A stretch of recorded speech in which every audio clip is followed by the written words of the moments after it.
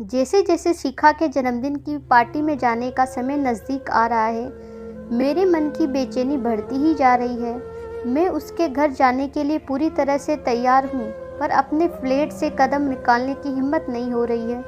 मैं करीब 2 महीने पहले शिखा से पहली बार अपने कॉलेज के दोस्त समीर के घर मिला था। उसी मौके पर मेरा समीर की पत्नी अंजलि, उसके दोस्त मनीष और उसकी प्रेमिका नेहा से भी परिचय हुआ था। शिखा के सुंदर चेहरे से मेरी नज़रें हट ही नहीं रही थी। वह जब छोटी छोटी बातों पर दिल खोलकर हंसती तो सामने वाला खुद ब खुद मुस्कुराने लगता था। मैंने मौका पाकर समीर से अकेले में पूछा, क्या शिखा का कोई बॉयफ्रेंड है? नहीं, उसने मेरे चेहरे को ध्यान से पढ़ते हुए जवाब दिया। गुड। उसका जवाब सुन मेरा मन खुशी से उछल पड़ा। तू उससे मेरी दोस्ती करा दे यार कपिल। मैं उसके साथ तेरी दोस्ती नहीं, सिर्फ परिचय करा सकता था, और वह मैंने करा दिया। मुझे शिखा से पहली नज़र में ही प्यार हो गया है। मेरे मुंह से ये शब्द सुनकर वह हंसा। तू ज़्यादा बदला नहीं है। कॉलेज में भी आए दिन तुझे पहली नज़र में प्यार करने वाला कीड़ा काटता रहता था। पुरानी बातें भूल जा मेरे दोस्त। अब मैं अपना घर बसाना चाहता हूँ। मुझे लगता है कि शिखा ही मेरे सपनों की राजकुमारी है। मैंने उसे विश्वास दिलाने की कोशिश करी कि मैं प्यार के इस ताज़ा मामले में एकदम सीरियस हूँ। पहली मुलाकात में ही शिखा ने मेरे दिलो दिमाग पर ज़बरदस्त जादू कर दिया था। उसे अपना बनाने की चाह ने मेरी रातों की नींद और दिन का चैन छीन लिया था। उस मुलाकात के तीसरे दिन शाम को ही मैं शिखा से उसके ऑफिस के बाहर मिला। वह मुझे देखकर खुश हुई। फिर हम कॉफ़ी पीने के लिए एक रेस्तरां में जा बैठे। हमारे बीच उस शाम ढेर सारी बातें हुई। हंसी खुशी से बातें करते हुए कब घंटा भर बीत गया हम दोनों को ही पता नहीं चला। बाद में उसे उसके घर तक कार से छोड़ने गया। मैं खुद उसके मम्मी पापा से मिलना चाहता था, क्योंकि मेरे लिए उन दोनों का दिल जीतना ज़रूरी था। शिखा अपने माता पिता के साथ 3 कमरों के फ्लैट में रह रही थी। उसकी मम्मी के कमर में दर्द और पापा के बागवानी के शौक़ के बारे में मैंने पूरी तरह दिलचस्पी के साथ ढेर सारी बातें करके दोनों के दिल में अपनी जगह बना ली। मेरे अच्छे व्यवहार का जादू उन दोनों के सिर चढ़कर बोला। फिर उन्होंने मुझे रात का खाना खिलाकर ही विदा किया। शहर के जिन नामी हड्डियों के डॉक्टर से 2 दिन बाद मैंने शिखा की मम्मी का इलाज शुरू करवाया। उनकी दवा से उन्हें बहुत फ़ायदा हुआ। अगले संडे की शाम को मुझसे बागवानी पर एक पुस्तक की भेंट का पाकर शिखा के पिता ने मुझे बड़े अपनेपन के साथ छाती से लगाया तो मुझे अपनी मंजिल मिल जाने का विश्वास हो चला। मेरे आग्रह पर शिखा कुछ दिनों के बाद मेरे साथ बाहर घूमने चली आई। मैं उसका दिल जीतने का वह मौका नहीं चूका। जब मैंने अचानक उसे गुलाब के फूलों का गुलदस्ता भेंट किया तो वह खुशी से फूली नहीं समाई। धीरे धीरे हमारे बीच मिलना जुलना बढ़ता गया। उसे अपने साथ खूब खुश देख मेरा दिल कहता कि वह मुझसे शादी करने को जल्द राजी हो जाएगी। तुम्हारे जैसा सुंदर, सुशील, स्मार्ट व कमाऊ लड़का अभी तक बिना गर्लफ्रेंड के कैसे है? कुछ दिनों बाद मेरे साथ एक दिन पार्क में घूमते हुए शिखा ने अचानक ये सवाल पूछा तो मेरे मन ही मन में बहुत बेचैन हो उठा। मैंने अपने मन की उथल पुथल को काबू में रख सहज आवाज़ में जवाब दिया, शिखा, मेरी जान पहचान तो बहुत सारी लड़कियों से है, पर कभी कभी मुझे भी यह सोचकर बहुत हैरानी होती है कि मेरी ज़िंदगी में आज तक मेरे सपनों की राजकुमारी क्यों नहीं आई। सपनों की राजकुमारी या राजकुमार कम ही मिलते हैं कपिल। मुझे क्या मेरे सपनों की राजकुमारी मिलेगी? मैंने प्यार से उसकी आंखों में झांकते हुए पूछा। मुझे क्या पता, कह उसका शर्मा जाना मेरे मन को गुदगुदा गया। मैं अगले दिन ऑफिस बहुत खुश मूड में पहुंचा। मेरी सहयोगी रितु मेरे चैम्बर में आई और बोली, शनिवार और इतवार को कहाँ गायब रहे कपिल? तबीयत ठीक नहीं थी? उसकी नाराज़गी दूर करने के लिए मैंने उसके गाल पर छोटा सा चुंबन अंकित करा। इस शनिवार को मेरे साथ रहोगे या मैं कोई और प्रोग्राम बना लूँ? पक्का तुम्हारे साथ रहूँगा। उसके गाल पर शरारती अंदाज में चिकोटी काटकर मैं काम में लग गया। शिखा से मैंने पिछले दिन झूठ बोला था। अब तक बहुत सारी लड़कियां मेरी प्रेमिकाएं रह चुकी थी, पर शिखा उन सब से बहुत बेहतर थी। अच्छी पत्नी बनने के सारे गुण उसमें मौजूद हैं। मैंने मन ही मन उसके साथ शादी करने का पक्का फैसला कर लिया। शनिवार की रात मैंने रितु के साथ डिनर किया और फिर रात उसकी बाहों में उसके फ्लैट में गुजारी। सच्चाई यही है कि मुझे ऐसा करते हुए कैसी भी ग्लानि महसूस नहीं हुई, क्योंकि तब तक मैंने शिखा से शादी का कोई वादा तो किया नहीं था। वैसे 2 हफ्ते बाद आए रविवार को शिखा के सामने शादी का प्रस्ताव रख मैंने इस कमी को पूरा कर दिया था। तुम्हारे बिना मुझे अपनी ज़िंदगी अधूरी सी लगने लगी है शिखा। तुम हमेशा के लिए मेरी हो जाओ, मेरे सपनों की राजकुमारी। मैंने उसकी आंखों में प्यार से झांकते हुए कहा तो उसके गोरे गाल गुलाबी हो उठे। ज़िंदगी की राहों में तुम्हारी हमसफ़र बनकर मुझे बहुत खुशी होगी कपिल।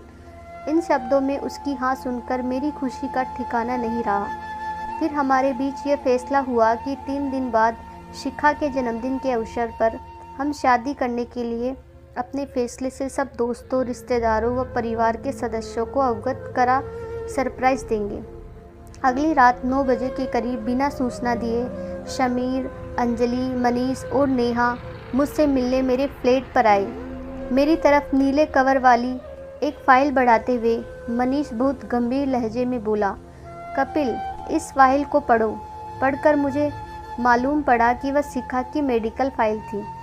उसमें करीब 10 महीने पहले नींद की गोलियां खाकर आत्महत्या करने की कोशिश करी थी। इस फोटो में शिखा के साथ उसका प्रेमी राजीव खड़ा था। इसी के हाथों प्यार में धोखा खाकर शिखा ने आत्महत्या करने की कोशिश करी थी। अंजलि ने अपने पर्स से निकालकर एक पासपोर्ट साइज का फ़ोटो मेरे हाथ में पकड़ा दिया। मनीष ने दांत पीसते हुए बताया, यह धोखेबाज इंसान एक तरफ तो शिखा से शादी करने का दम भरता था और दूसरी तरफ शिमला में अपनी पुरानी प्रेमिका के साथ होटल में गुलछर्रे उड़ा रहा था। यह खबर शिखा को अपनी जान पहचान की लड़की से मिली तो उसे इतना गहरा सदमा पहुंचा कि उसने आत्महत्या करने की कोशिश करी। तुम मेरी इस टेढ़ी उंगली को देखो। मुझे राजीव एक बार किसी पार्टी में मिला था। मैंने गुस्से से पागल होकर उसके ऊपर इतने घूंसे बरसाए कि मेरी इस उंगली में फ्रैक्चर हो गया। नेहा ने रोक लिया, नहीं तो उस दिन जान से ही मार देता उसे। समीर ने गुस्से से लाल होकर रहे मनीष को शांत करने के बाद मुझसे कहा, शिखा के अंदर वैसा दूसरा सदमा सहने की ताकत नहीं है कपिल। अगर तुम्हें लगता है कि तुम उसके प्रति ज़िंदगी भर वफादार नहीं रह पाओगे तो कल उसके जन्मदिन की पार्टी में मत आना। उसे दुख तो बहुत होगा पर हम उसे संभाल लेंगे। अंजलि ने मुझसे भावुक लहजे में प्रार्थना करी, फैसला सोच समझ कर करना कपिल। अगर शिखा के हित के खिलाफ जाने वाला कोई रिश्ता आज भी तुम्हारी ज़िंदगी में बना हुआ है तो उसे आज रात जड़ से नष्ट कर देना। हमेशा उसके प्रति वफादार रहने का प्रण कर ही कल की पार्टी में आना। इसके बाद सभी बारी बारी से मुझे गले लगाकर चले गए। मैं रात भर ठीक से नहीं सो सका। अगले दिन ऑफिस भी नहीं जा सका। सारा दिन गहन सोच विचार करने के बावजूद किसी फैसले पर पहुंचना संभव नहीं हुआ। मैं शिखा से शादी करना चाहता हूँ, पर अपने मन की कमजोरी का भी मुझे एहसास है। किसी एक स्त्री का होकर रहना मेरी फितरत में नहीं है। मुझे फैसला सोच समझ कर ही करना था, क्योंकि मैंने अब तक जिन लड़कियों के साथ प्यार का खेल खेला था उन सब के ऐसे खतरनाक शुभचिंतक दोस्त नहीं थे। फिर धीरे धीरे ज़बरदस्त टेंशन का शिकार बने मेरे मन में ये बात जड़ें जमाने लगी कि मैं न शिखा के लायक हूँ और न ही उसके शुभचिंतकों की दोस्ती या दुश्मनी के। ऐसा सोचकर मैंने शिखा की ज़िंदगी से निकलने का कठिन और दिल दुखाने वाला फैसला आखिरकार कर ही लिया। मैंने जूते खोलकर वापस पलंग पर लेट गया। मेरे बहुत रोकने के बावजूद आंखों में बार बार आंसू भर आते थे। 8 बजे के करीब मेरे मोबाइल फ़ोन की घंटी बजने लगी तो मैंने फ़ोन को स्विच ऑफ कर दिया। फिर 9 बजे के करीब बाहर से किसी ने घंटी बजाई तो मैं चौंक कर उठ बैठा। दरवाज़ा खोला तो सामने शिखा को देखा। मेरा दिल बैठ गया। मुझे विश्वास नहीं करोगे, उसने सहज भाव से मेरे हाथ अपने हाथों में लिए। Happy birthday. मैंने ज़बरदस्ती मुस्कुराते हुए उसे शुभकामनाएं दी। ऐसे नहीं, ज़रा प्यार से विश करो, कह वह मेरे गले लग गई। Happy birthday my love. पता नहीं कैसे ये शब्द मेरे मुंह से खुद ही निकलकर मुझे हैरान कर गए। मुझे मेरे दोस्तों ने कल रात तुमसे हुई मुलाकात के बारे में सब बता दिया है कपिल। वह सहज भाव से मुस्कुरा रही थी। मैं तुम्हारे लायक नहीं हूँ शिखा। बाद में तुम्हारा दिल तोड़ूं, उससे अच्छा यह होगा कि हम अभी अलग हो जाए। उसने मेरे मुंह पर हाथ रखकर मुझे खामोश कर कहा, अब मैं पहले जितनी कमज़ोर और भावुक नहीं रही हूँ। मुझे भी पहली नज़र में तुमसे प्यार हो गया था और अब इतनी आसानी से तुम्हें नहीं खोऊंगी। तुम्हें मेरा प्यार ज़रूर बदल डालेगा। मुझे डर है कि मैं तुम्हारे इस विश्वास पर खरा नहीं उतर सकूंगा। मेरे इस विश्वास के कारण को समझ लोगे तो ऐसा नहीं कहोगे।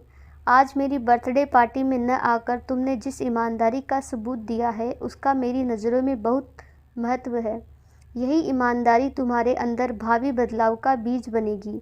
यह कदम तो मैंने तुम्हारे शुभचिंतकों की धमकी के डर से उठाया था। मेरे होठों पर उदास सी मुस्कान उभरी। वे मुझे बहुत प्यार करते हैं, पर तुम्हें धमकाने का उन्हें कोई अधिकार नहीं था। मैं सचमुच तुमसे दूर नहीं होना चाहती हूँ। कह वह मेरी छाती से आ लगी।